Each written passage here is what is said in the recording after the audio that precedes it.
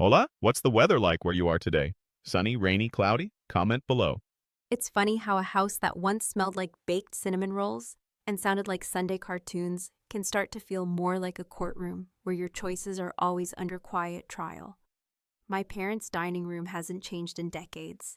Same floral wallpaper, same dusty china cabinet filled with plates nobody's touched since Clinton was president. But somehow, every time I sit down at that old oak table, I feel 12 years old behind. 12 years old again, bracing for judgment I never asked for. That Sunday, it was just the usual suspects.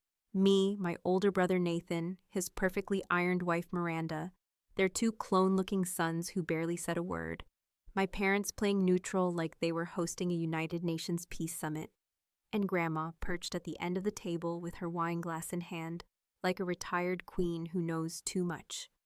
I'd brought a bottle of red, hoping it might numb the edges, but I already knew what was coming. It always comes. It's tradition at this point. We were on the second course, Mom's dry as sand pork tenderloin, overcooked vegetables arranged like a guilt offering, when the first jab came. Not from Nathan yet. First it was Miranda, ever the diplomat, asking me with that sweetly condescending smile how my little company was doing. That phrase, little company, was like nails on a chalkboard. It wasn't just patronizing, it was surgical. She knew exactly what she was doing. I smiled, swallowed my irritation, and gave her the usual line about how things were going great, how we were expanding into new verticals, how I'd just wrapped around a funding. No one reacted. My father cleared his throat like he wanted to change the subject. My mother looked down at her plate. I was invisible again. And then Nathan, in that way only an older brother can, leaned back in his chair, fork in one hand, glass of bourbon in the other, and said it. She still thinks running a startup counts as a real job. He laughed. Just a chuckle, not a belly laugh. More of a nudge to the table that this was fine, that he was just being funny. The rest of them joined in like they were on cue. Even my mom let out a soft laugh like it was harmless, like we hadn't done this song and dance 100 times. I didn't laugh. I didn't even flinch. I just looked at him. I looked at his smug 40-something-year-old face, expensive haircut, watch probably worth more than my car, and that sickening aura of someone who's never been told no in his life. And I felt it, that familiar burn. Not rage. No, this was colder than that. This was the feeling you get when you've been building something in silence, brick by brick, while they all pointed at your empty hands and said you were playing with dirt. Nathan's firm was a financial services giant. Well, had been. He'd been in mergers and acquisitions for over 15 years, bouncing between firms until he landed as a partner at Eastland and Price, a company known more for its luxury retreats than its ethics. Every time I'd run into someone who worked in his industry, they'd always say the same thing. That place, a powder keg. Whole thing's just image. But Nathan, he wore it like a badge. I started my company, real company, not a hobby, after my divorce. No support, no safety net. I maxed out my cards, pulled favors from friends I hadn't seen since college, and spent 3 straight years eating dollar ramen while working 18-hour days, trying to get my platform off the ground.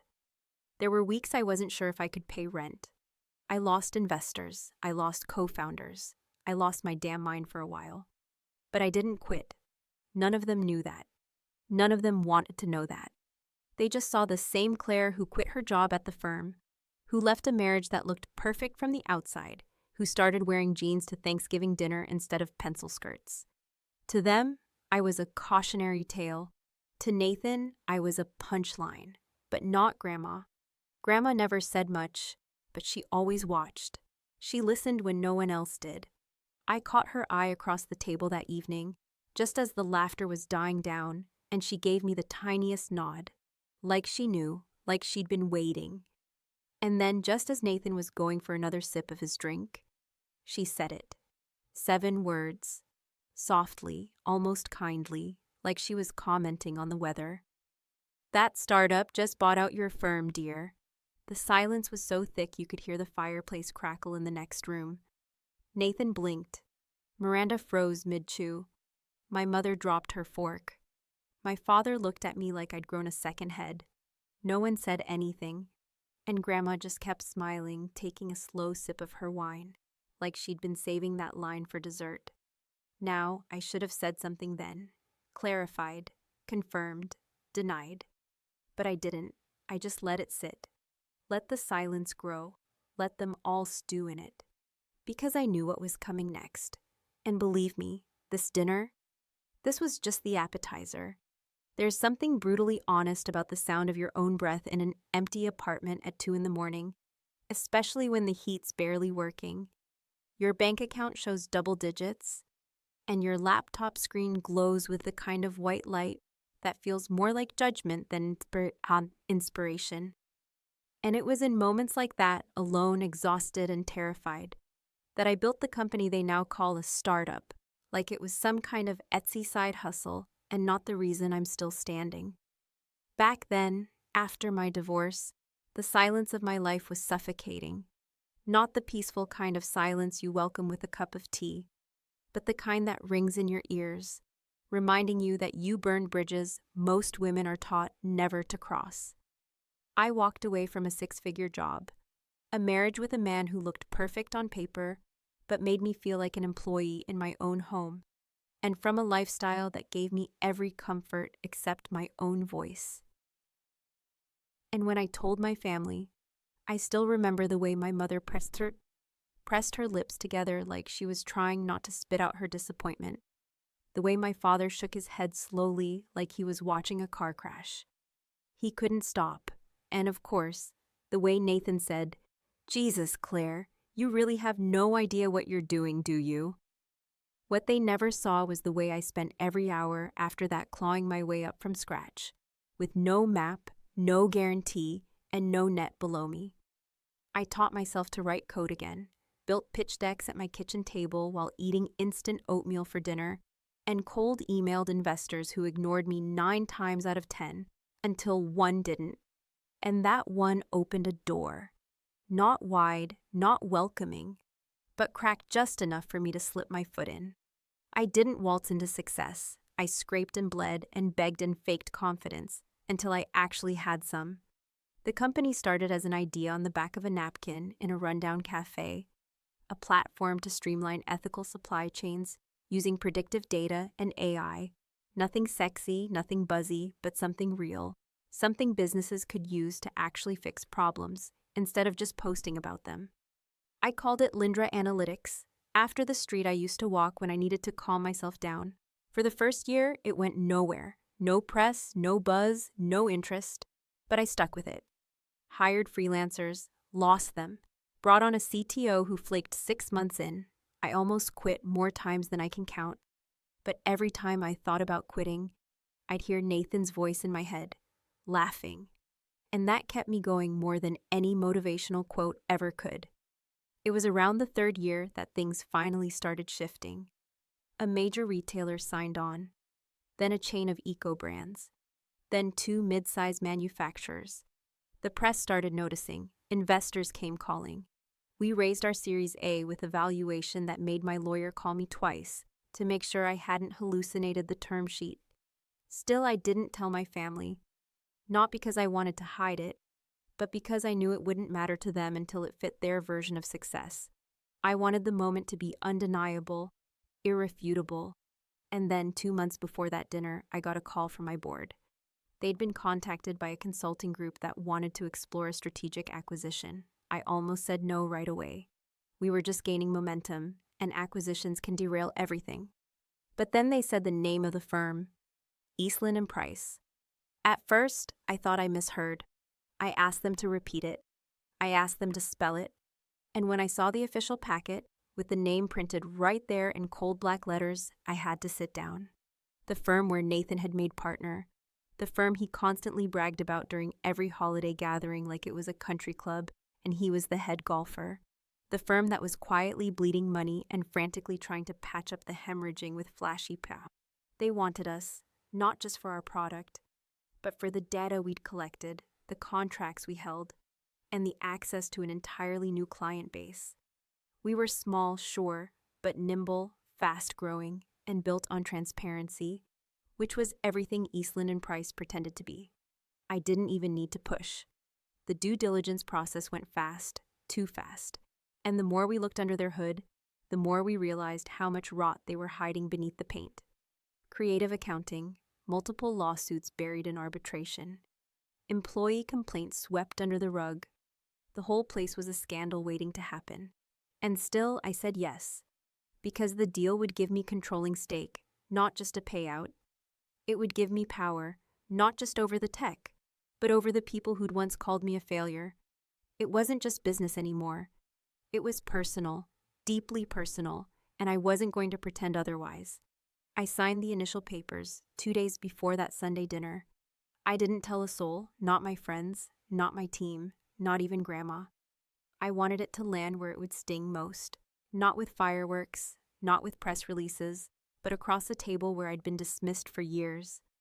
And that moment came faster than I expected, wrapped in irony, carried on the sweet voice of a 90-year-old woman who always noticed more than she said.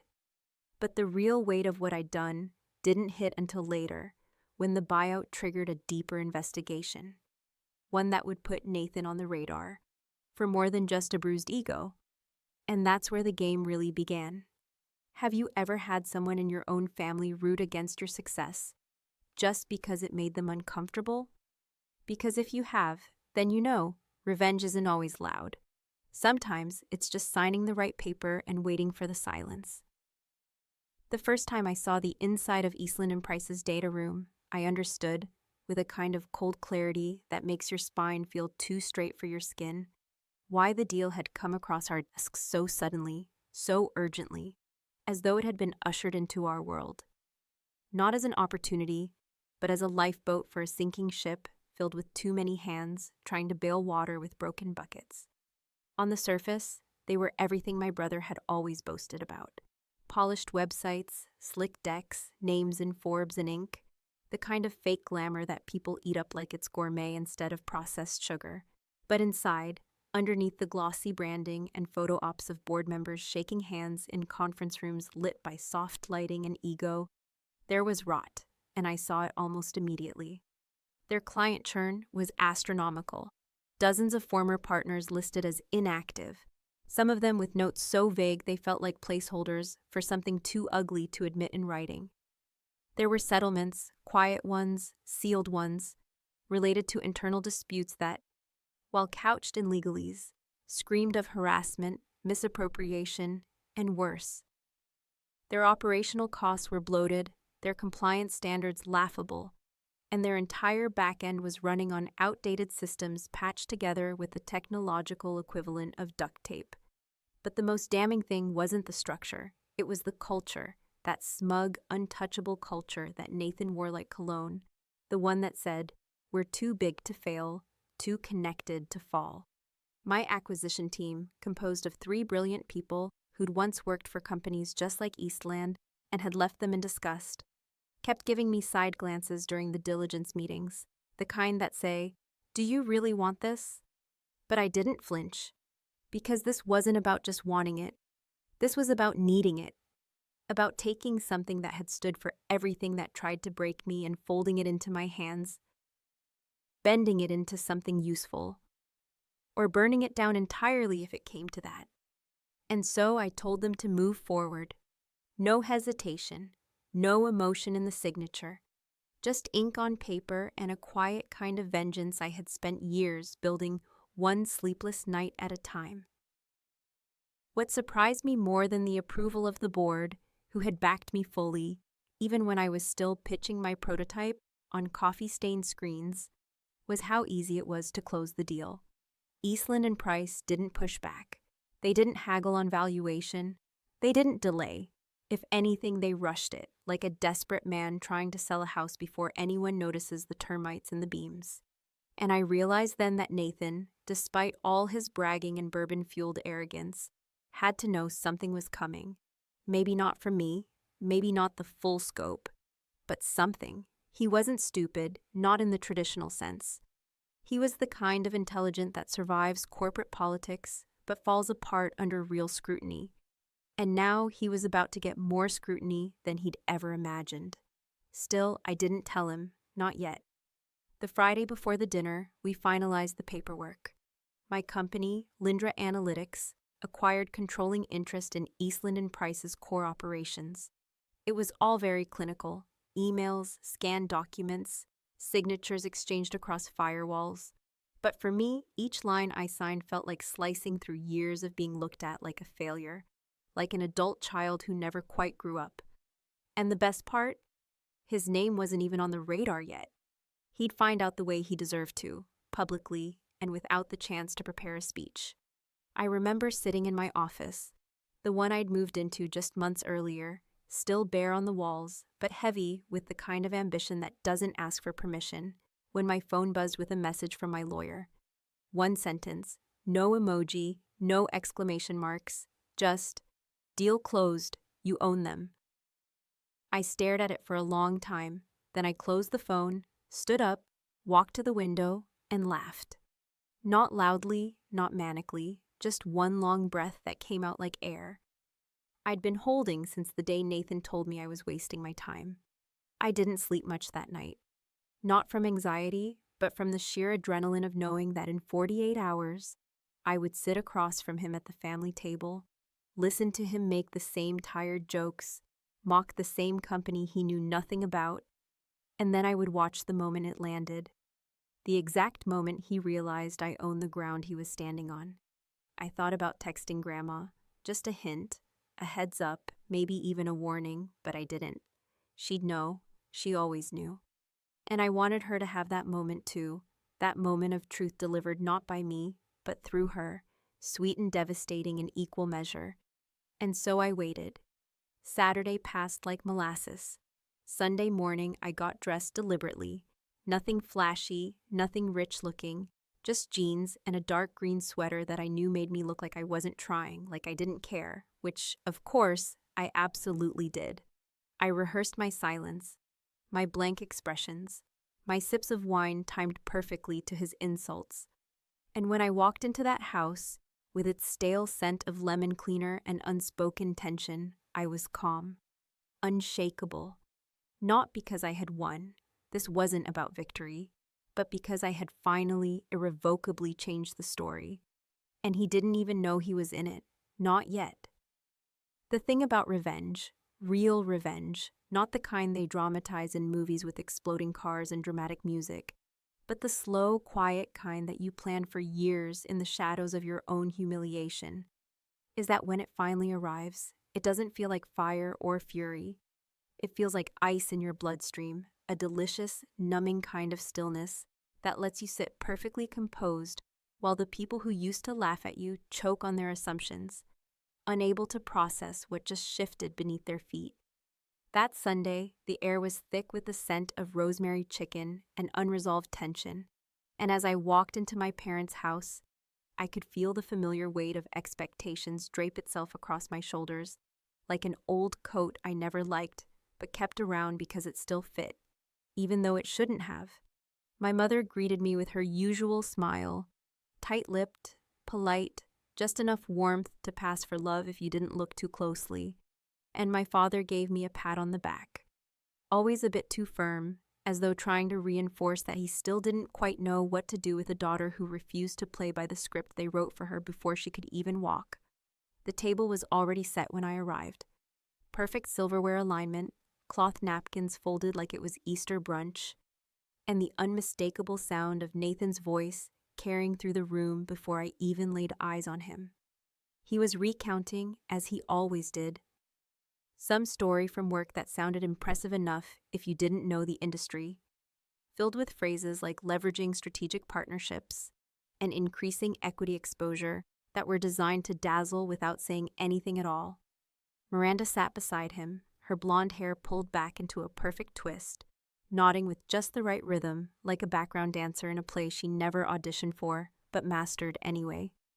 I took my seat near Grandma, who gave me a knowing glance as I unfolded my napkin and poured myself a glass of wine, careful not to say too much too soon, careful to let the routine play out as it always did, because the beauty of a trap is in watching the victim walk into it thinking the whole time they're in control.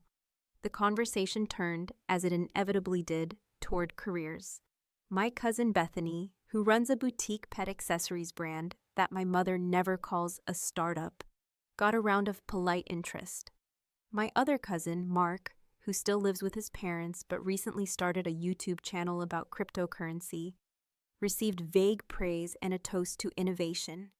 Then, of course, the spotlight fell to me. Nathan, leaning back with his wine glass tilted just enough to seem effortless, opened his mouth and delivered the line I had known was coming before I even stepped foot in the house. She still thinks running a startup counts as a real job. He said it with the kind of lazy arrogance that only comes from years of unchallenged dominance. And around the table, I saw the same reactions I'd seen for the past 6 years. The small smirks, the obligatory chuckles, my mother's barely there eye roll like she was embarrassed for me rather than by him. And then came the moment. It didn't come from me. It didn't need to. It came from Grandma, who, with the grace of a retired ballerina and the aim of a seasoned sniper, turned to Nathan with a smile so warm it could melt steel and said, clear as glass, "That startup just bought out your firm, dear." The silence was total. Not the kind of silence that follows an awkward joke or an unexpected comment, but the kind that falls over a room when reality shifts so abruptly, it takes everyone a moment to remember how to breathe. Nathan blinked. Once, twice. He opened his mouth and then closed it again, his hand tightening around the stem of his wine glass like he needed something solid to hold on to. Like his world had tilted and no one had warned him. Miranda went pale. Her fork paused halfway to her mouth. My mother's hand froze mid-reach for the breadbasket. My father looked between Grandma and me as if he were suddenly seeing a new language being spoken in his own home. I didn't say a word. I let the silence stretch, because that silence was mine. It was the sum total of every comment, every dig, every backhanded remark I'd endured over the years, while building something they never even bothered to understand. It was the space where my vindication lived, and I wasn't going to fill it with explanations. Eventually, Nathan found his voice, though it came out thin and defensive. "That's ridiculous," he said, his eyes darting between us. "You're not even in the same vertical. That doesn't make sense." But even as he said it, I saw the seed of doubt bloom in his expression. He knew. Deep down, he knew.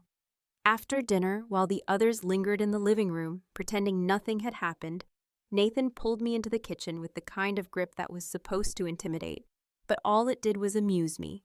He leaned in, low and urgent, and hissed, "What the hell did you do, Claire?" I looked at him, really looked at him, and saw for the first time the cracks behind the confidence, the bags under his eyes, the tension in his jaw, the slight sheen of sweat on his forehead. He wasn't scared of me.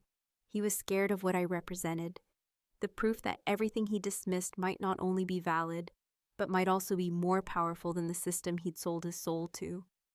"I fixed the problem you created," I said quietly, watching the color drain from his face, and then I turned and walked away, leaving him alone in the kitchen, clutching the edge of the counter like it might keep him upright. What he didn't know yet, what none of them knew, was that the buyout wasn't just about ownership. It was about exposure. And the papers I'd signed? They were about to bring every hidden skeleton in Eastland and Price's closet into the light. But I wasn't there to explain that. I was just there to finish my wine. Power, I've learned, rarely announces itself with fanfare or recognition. It simply arrives, slips into your life quietly, like a change in barometric pressure, reshaping every interaction, every glance, every word exchanged between people who once believed they had the upper hand.